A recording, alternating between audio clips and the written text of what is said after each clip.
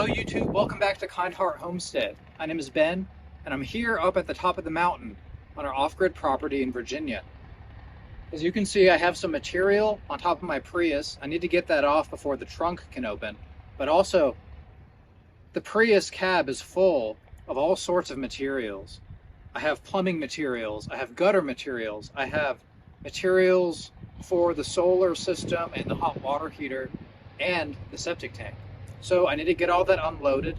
So please stay tuned, and then you'll get to see what's in store for this trip.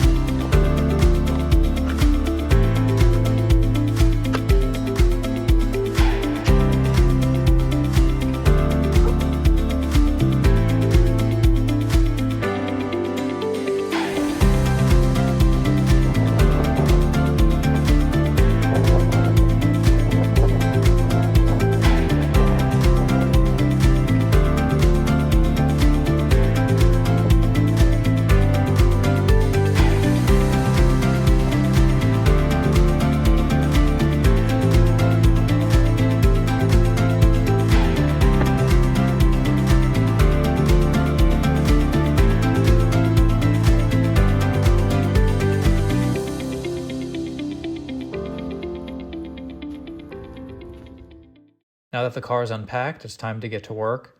There's a lot of tasks in store for this trip, some septic tank work, some plumbing, drywall, and electrical, so please stick around, and I hope you enjoy this video.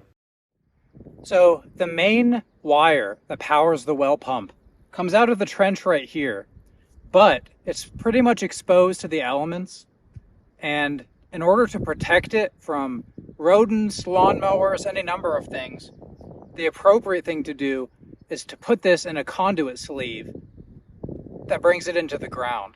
It doesn't need to be in conduit the whole way, but just where it comes out of the ground, it should be in conduit. So I need to figure out a way to adapt 1/2-inch PVC conduit to bring it over 90 degrees to on top of the well cap, and then 90 degrees again down into the well cap. So essentially it's doing a big U-turn. But I also need room to splice these connections together. So that means I actually need to have a conduit box. So let me show you what I purchased. The key to success is these 3 pieces. This one is a slip fitting that's adapted to threaded. That's going to go into the well cap here. All right, just like that. And then the other 2, I have to decide which way to go, because I can either use this 90-degree sweep to bring it up like this and use this to go down, or I can put this at the well cap and then use the 90-degree sweep to go down.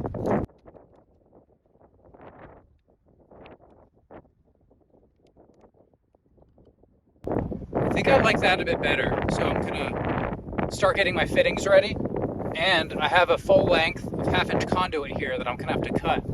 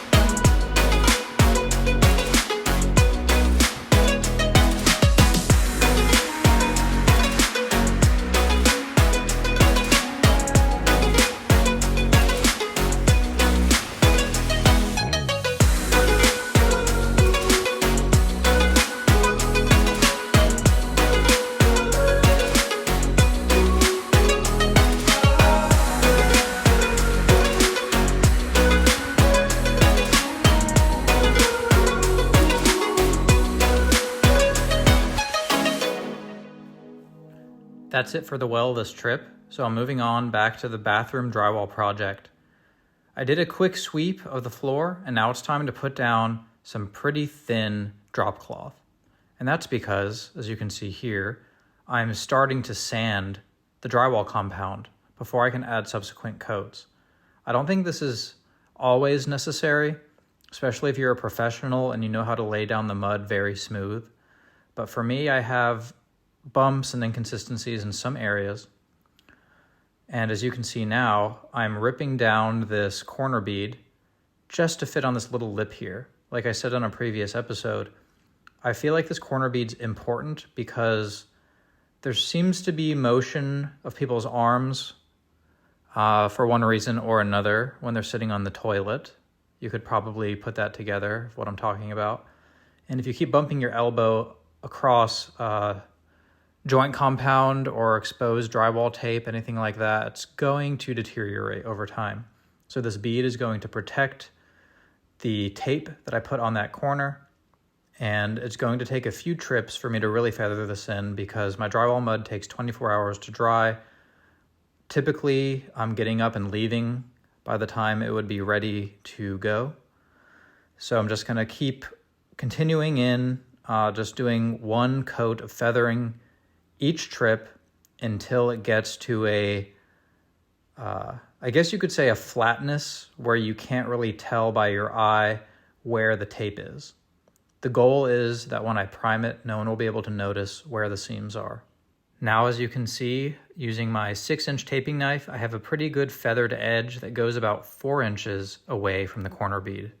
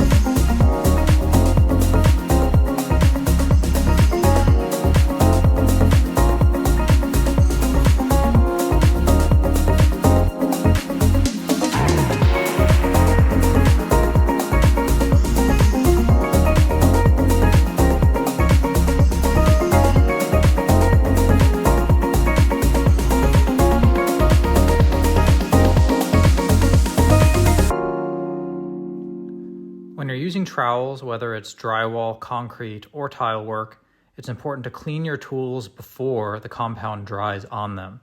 Otherwise, you're going to have streaks and gouge marks and all sorts of stuff next time you try to use the tools. So I'm using water that I brought with me on site to dump into a bucket and clean off my tools with a clean sponge. I'm standing here on top of the septic tank site. If you recall from a previous video, I accidentally dropped a small 3-inch pipe with a gasket on it into the septic tank, and I'm preparing to hook up this camper to it. Before I start flushing things down there, I need to try to excavate and find the hatch so I can get in there and remove the scrap piece of pipe. It's been about a year since our septic tank was professionally installed. Unfortunately, we don't have any footage of it being installed. I would have loved to have some drone photography, about where the junction box is, where the hatches are, things like that. So I honestly have no idea where the access port to the septic tank is. I looked up on Google what typical concrete septic tanks look like, and I just kind of guessed where the hatch would be. So you can see here, I'm trying to dig out a circular hole, starting wide, then tapering it down, because I don't want any of this dirt falling into the septic tank if I can help it. But I also don't want to dig too much, because digging's kind of hard on the back, and I probably can't do more than 2 of these holes in a day, while also keeping my back healthy enough to continue doing other work. I did get pretty lucky. I don't know if you can see yet, but I did find the hatch, and now all I have to do is kind of change the angle of this oval a bit into a more circular shape around the hatch. I just need to keep that dirt back, and I need to have enough room to stand in the hole next to the hatch without falling down. So you can see now I'm scraping the dirt off with a flat-edged shovel, and there's a bent piece of rebar that acts as the handle. That is how I identified the center of the hatch. And now that I've scraped the dirt away from the edge, it's time to open it up. So I brought over a board. This one might be a bit too long, but I wanted to have a board to stand on. You can see there I can have something to put my weight on over the hole without falling in. It's actually much deeper than I thought, so I'm trying to figure out here how to actually get down there. I reached a shovel down and it won't even touch the bottom. There is standing water down there and I don't know how deep it is. So I threw a ladder down in there, and it actually seems that I can't fit through the hatch with the ladder. So I'm taking the ladder apart. That'll give me a few extra inches of clearance, and now I can barely fit into the septic tank, and hopefully I'll be able to get back out. Take a look. There it is, way over there.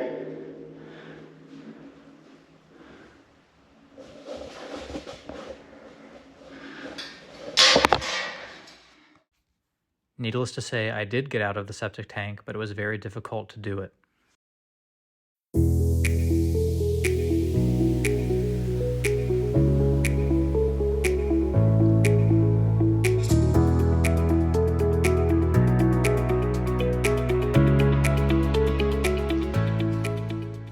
Well, that was pretty ridiculous. Oh, man. I didn't know that there was a T-fitting in there. It's directly in my path. And looking across, it looked like there was a hatch on the far side, which would have been closer to the fitting that I was trying to grab. It was just floating around as far as it possibly could be out of my reach.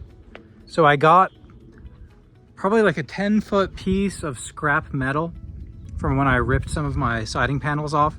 I needed something lightweight. That's why I didn't bring in a shovel or a big iron tamping rod. Whew. I think there's stuff in my throat from down there. Anyway, when I got towards the bottom, I realized that the water was too deep for me to stand without filling up my boots. It was over a foot deep. So I was determined to try to stay clean and dry because I need to do work tomorrow and I'll probably need to wear those boots. So I used that scrap piece of metal to pull the fitting towards me. Then I grabbed it and threw it out the hole. Then right when I was about to come up, my ladder kicked out from under me. Thankfully, the ladder was too tall to be able to actually fall through the hole. But what it did was wedge me in a corner. And I could have just stepped down and got wet and turned the ladder around, but I really didn't want to get wet. So I basically did a chin up, held on with 2 hands to the lid, or the opening minus the lid, and then used my feet to arrange the ladder into the proper angle so I could fit through. Because of that T-fitting, any angle other than perfectly vertical makes it so I can't fit through the hole. And I used my skinniest ladder. I even took the extension part off to make it more compact. Anyway, if any of you guys have to ever get into a septic tank, I really don't know what I would recommend, because it seems that they just fill up with water through storms and things like that. I've never actually put any water into this, so that's the only conclusion I can come up with. I suppose you could pump the water out and then just jump on down in there. Maybe if you have a small step ladder, you could just throw that down and then it would give you something to stand on. Who knows? Anyway, that concludes my day here. I'm going to spend my first night ever in this camper. Wish me luck with that. I'll see you in the morning.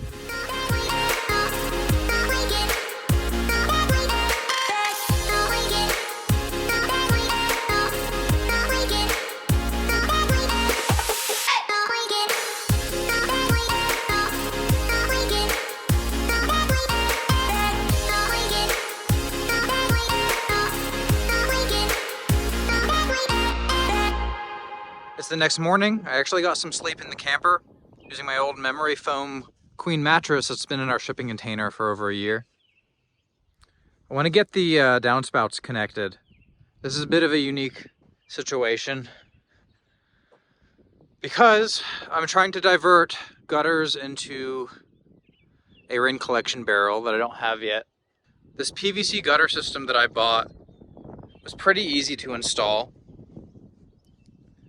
but it looks like the downspout funnels, I guess you could call them, it looks like those can clip anywhere into the gutter system, and then I could just drill a hole through the top with a hole saw or Forstner bit. So the last 24 inches, which is this overhang, is where it needs to go. But you can see behind me right there, the vent for the water heater is in the way. So I think what I need to do is, instead of securing everything to the side right here, push everything out and suspend it from the gable. I have a couple ideas on how I can achieve that. But first I just need to get the components cut and fit, like a dry fit. And then I'll just see how everything looks and feels before I glue the fittings. To start things off, I'm clipping the downspout adapter onto the PVC gutters. This will give me a place to hook the tape measure to be able to measure the distance between the two gutters. Unfortunately, the gutters are actually full of water from a recent storm since I had not cut a hole in yet. I couldn't cut the hole in because I didn't know where the downspouts needed to go. I'm glad I didn't cut that hole yet, because I would have quickly realized that that vent outlet would have been in the way for bolting any pipes onto the side of the building horizontally. Thankfully, the end piece is pretty easy to remove from these PVC gutters. All the connections are just gasketed fittings that are not secured with any fasteners or glue. I'm temporarily attaching the downspout adapter with painter's tape, because painter's tape doesn't leave any residue. It may be pretty weak for a project like this, but I do have a lot of painter's tape on hand. So now that I have a rough estimate on the distance between the two downspouts, I'm targeting a T-fitting at the very center.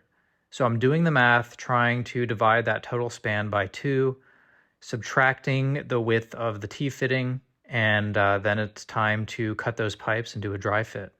I like to use a fine-toothed metal cutting blade for cutting PVC.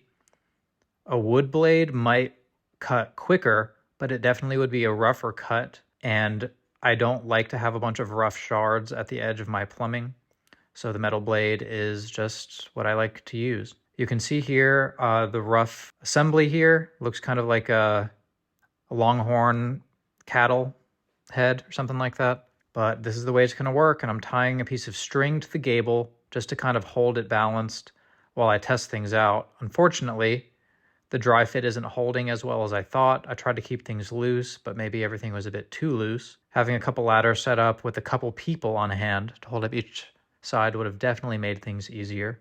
But this is the proof of concept.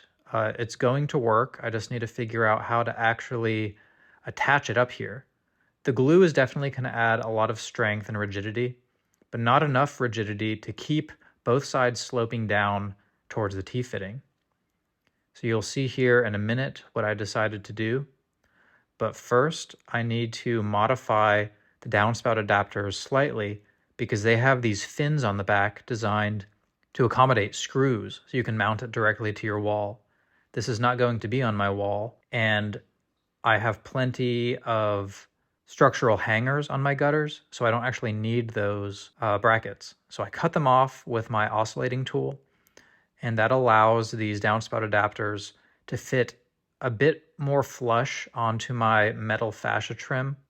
You can see that I actually cut the 4-inch pipe a bit too short. Thankfully, I'm using the thin wall PVC that's used basically only for drainage and outdoor applications. They have a flared ending built onto them. So I was able to cut off that flared ending to basically gain another inch or two out of this assembly. The old saying is measure twice, cut once. That's definitely what I should have done. But now it's time to glue everything together. These are 90-degree, but they're longer sweeps. And the cool thing about them is one end is a skinnier, I guess you'd call it a male, and then the other end is female. That way it can go directly into my downspout square to round adapters without requiring another piece of pipe. So these 90 degrees are getting glued on first, and then the challenging part of connecting the T-fitting. One thing I struggle with these larger diameter pipes, like 3-inch and 4-inch pipes, is that they're so big that I can't get a good grip on them with my hand. So when I'm gluing fittings, I can't really get good leverage, especially in a situation like this, where everything is kind of just free floating on sawhorses. If one end was secured and I had straps around it, maybe like in a crawl space, I could probably just push a fitting against it. But you can see what I'm trying to do here is determine the opposite sides of the pipe, so they can be offset 180 degrees from each other. And that's easier said than done, because every time I try to move one of these pipes to make it level, the wind blows it again, or it kind of rocks off the sawhorses. But I'm able to get it pretty close. I just can't get good enough leverage to pull the pipes close to each other and really dig them in deep into that T-fitting. It's probably okay because this is not going to hold any waste. And if it leaks a bit, it's not a big deal because it's used in an outdoor application. You can see here what I mean about that leverage. I'm really struggling to get that T-fitting in. I actually had to re-prime it and glue it a couple extra times until I had the idea to push it against the building for leverage. Then I could really push it into that T-fitting. But that basically concludes the gluing process. Now comes the actual installation of this new assembly. You can see I don't really need this string anymore because I have the ends sufficiently attached. So I have this secured temporarily with painter's tape. I have a couple pieces on each side because these fittings are all glued. They're able to kind of freely support without using the string in the middle. I was using the string for the dry fit since the fittings were not glued and they could not take their own weight. Due just to gravity and how I kind of torqued the fitting, the T-fitting when I glued it, it actually has the correct fall, but the door barely clears it when the door opens. So I need to somehow attach that to the building to make sure it doesn't sag. And that would definitely happen if there was water in it. So here's my plan. I have a 6-foot, 3/8-inch threaded rod, zinc coated for exterior use. And then I have these contraptions. This is some sort of lag bolt that's threaded into a little turnbuckle. It's not a turnbuckle in the sense that it's reverse threaded and it can tighten. I don't exactly know what it's called. I should have read the wrapper, but this will allow me to use a socket wrench or my impact driver with a socket attachment to go up into a block or some sort of structural framing. And then I can put the 3/8-inch threaded rod into the bottom. So this is a pretty elegant solution. And since I have a pitch right there that I need to put it into, I didn't want to use one of those straight flat brackets that would have to sit flush. Otherwise it would be stuck at an 18.5 degree angle. So this I can kind of go in at any angle. Hopefully I can hit the structural framing. And then I can bring the 3/8 inch threaded rod down and secure the pipe with a nut to this. The plumbing companies do make saddles, which I need to order because it turns out they don't sell them at Lowe's. They have the saddles for every incremental plumbing size up to 3" and then nothing. So I'm gonna have to custom order a 4" one either from Amazon or some other site. But in the meantime, I'm gonna use this pipe strap to secure it. Next, I need to install something to maintain that slope towards the T-fitting. I decided to use my awl and punch a hole up into the outriggers that maintain a 24-inch gap between the building and the subfascia. I used the special lag screw that converts to a 3/8 inch threaded, and I have a threaded rod that I cut to length. Here's a time lapse of the second standoff being installed. As you can see here, I did my pilot hole with the awl and then the drill bit. Then I attached the lag bolt, cut the threaded rod to length, installed a nut, and then had to modify a pipe strap to fit a nut underneath. Unfortunately, I cut the strap a bit too short and really struggled to get the other nut underneath. There wasn't enough clearance between the pipe and the strap for me to fit my fingers underneath. All of this will be remediated once I purchase the actual saddles intended for this purpose. But until then, these straps will do their job, and this threaded rod will keep the whole assembly rigid enough to maintain the fall towards the T-fitting.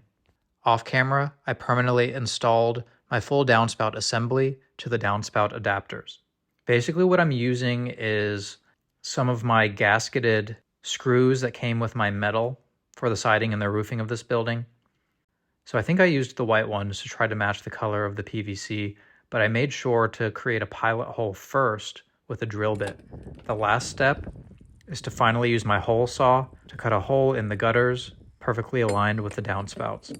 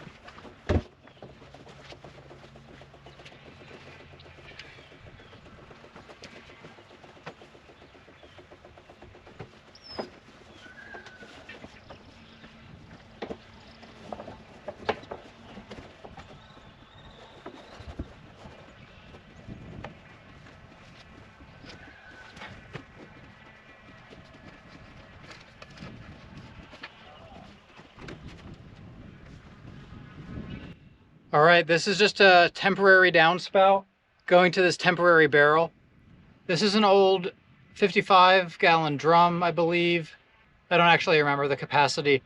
I got it back when we lived in the Raleigh area, and it does have a ball valve at the bottom, so we can fill up watering cans or whatever. Like I said, all of this is temporary. I can't even fit a watering can under that, but for now I'm just trying to I guess see how much a rain event will fill. And I do plan to get a 1,500 to 2,000 gallon tank, place it somewhere around here once we grade this area. Then this will 90 off and go over to the top of the permanent barrel. As you can see, I have the 3/8 inch threaded rod standoffs.